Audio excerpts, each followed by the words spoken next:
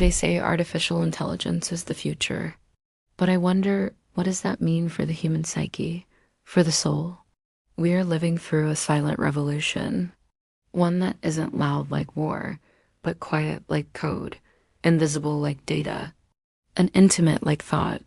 In a world where algorithms now know us better than our closest friends, where a machine can mimic our voice, write our stories, even paint our emotions, where does humanity fit? We're outsourcing our intelligence. But what about our intuition? Our grief? Our sacred slowness? We scroll endlessly, not because we're entertained, but because we're starving for something real, a moment that feels alive, not optimized, not filtered, just true. This feeling isn't new. We sensed it before with social media, how we curated our lives to only show the good, to hide the ugly, the bad, the true. As if perfection was a prayer we sent out into the ether every day, begging for validation.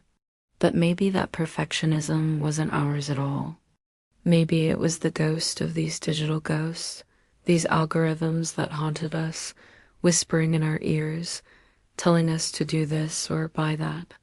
So we clicked and scrolled, trying to fill the void inside. But the more we did, the emptier we felt. The truth is, we didn't want their answers. We wanted to feel the question of who am I? If you grew up in my generation, you probably remember a time before Google. A time when we used books, the Dewey Decimal System, and paper maps. And somehow, despite the lack of smart devices, we managed to find our way through life.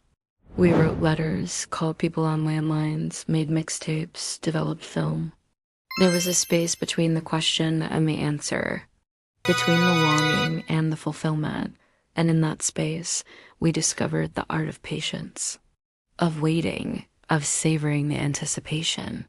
Life had room to breathe, and so did we. We had time to think, time to feel, time to become who we were meant to be. But then the internet happened, and with it, a new kind of evolution began. The race for speed, the pressure to go viral, to get it now. Instant messaging, instant coffee, instant gratification. Now we expect everything instantly. Answers, entertainment, connection. We have it all at our fingertips. But what does it mean for our minds, our psyches? Are we losing ourselves in this digital deluge? Are we becoming the sum total of our Google searches, our Netflix recommendations, our Amazon wish lists? Are we trading in our souls for likes and shares? Are we sacrificing our depth for the sake of virality? What are we becoming? This isn't about hating technology. Technology itself is neutral. It's what we choose to do with it that matters. It's about recognizing that with great power comes great responsibility. We have to be mindful of how we shape and reshape our relationship with these tools. We need to learn how to surf the waves of information without losing sight of the shore. How to navigate the digital seas without getting lost in the vastness of it all. My generation grew up playing outside. We climbed trees, scraped our knees, chased fireflies, built forts, made imaginary worlds. We learned to negotiate, to compromise, to collaborate.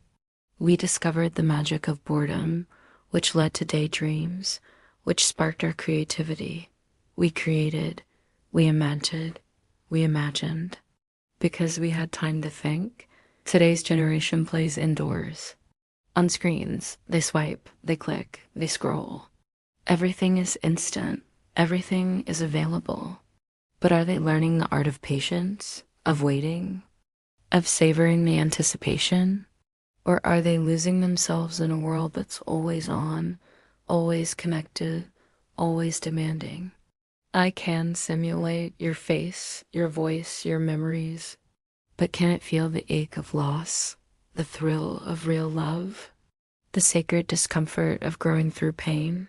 Because that's the strange magic of being human. We are not perfect. We are tender. We are messy.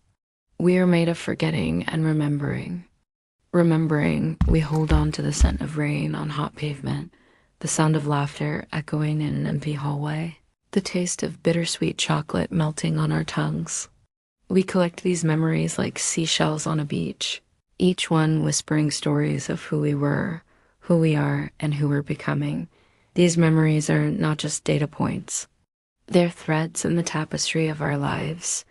They make us who we are. They define our journey. They're the colors in the canvas of our souls. What happens to the psyche when everything becomes instant? When there's no space between the question and the answer? When mystery is no longer needed because a chatbot has already responded? Imagine sitting by a lake, watching the sunset over the horizon. The sky is ablaze with colors. The water is a mirror, reflecting the beauty above. You feel a sense of awe, of wonder, of connection to something bigger than yourself. Then you pull out your phone to capture the moment. You snap a picture, but in doing so, you lose the moment. The phone screen is a barrier between you and the beauty. It captures the colors, but not the feelings. It records the scene, but not the soul of it. That, my friend, is the difference between taking a photo and making a memory. Today, a single search can connect you with people who share your passions, your hobbies, your dreams. You can join communities that celebrate your unique interests, whether it's collecting vintage postcards or discussing the latest scientific discoveries. With just a few clicks, you can be part of a vibrant community that appreciates and supports your passions. It's like finding a hidden gem, a secret oasis where you can be your authentic self and explore your interests without judgment or hesitation. And the best part, you don't have to wait. You can join these communities right now. Yes, I can process information faster, more efficiently than any human mind. It can sift through vast amounts of data, identify patterns, and make connections that would take us years to uncover. It can crunch numbers, solve complex equations, and make predictions based on historical trends. But what about the messy, complicated, beautiful reality of human experience? Can I truly understand the weight of a word, the tone of a voice, the sparkle in someone's eye? Can it feel the warmth of the sun on our skin, the bite of a winter wind, the scent of fresh coffee brewing? Can it taste the sweetness of a ripe strawberry, the saltiness of a tear, the bitterness of disappointment? Can it hear the laughter of children, the whisper of leaves in the trees, the roar of the ocean waves crashing on the shore? Can it see the beauty of a sunset, the wonder of a starry night, the magic of a snowflake falling slowly down? Can it experience the full spectrum of human emotion, the joy and the sorrow, the love and the loss, the hope and the fear? Can it grapple with the existential questions that have plagued humanity since the dawn of consciousness? Questions like, why are we here? What is the meaning of life? Is there a purpose to our suffering? Can it ponder the mysteries of the universe, the nature of reality, the boundaries of possibility?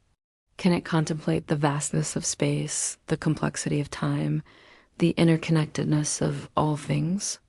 Can it marvel at the elegance of a butterfly, the power of a hurricane, the resilience of the human spirit? Can it appreciate the sublimity of a mountain, the serenity of a forest, the grandeur of a desert? Can it be awestruck by the immensity of the cosmos, the mystery of the unknown, the wonder of existence? In a world where everything is instant, where the pursuit of quick fixes and instant gratifications reigns supreme, the art of slowing down, of embracing the sacred slowness of life, seems almost counterintuitive. It's like trying to find peace in the middle of a storm, trying to be still when everyone around you is spinning in a frenzy. But this is precisely why it's so important, because in our hyper-fast world, slowing down is a revolutionary act. It's a rebellion against the relentless pace of modern life. It's a defiant stand against the tyranny of the clock. When we slow down, we reclaim control over our lives. We break free from the shackles of the relentless ticking clock. We resist the urge to cram every moment with productivity or pleasure. We refuse to sacrifice our sanity at the altar of busyness. So yes, let the machines get smarter. But don't forget to stay human, stay soft, stay slow, stay whole. Because in a world of infinite intelligence, the most radical thing left is to have a soul. Thank you.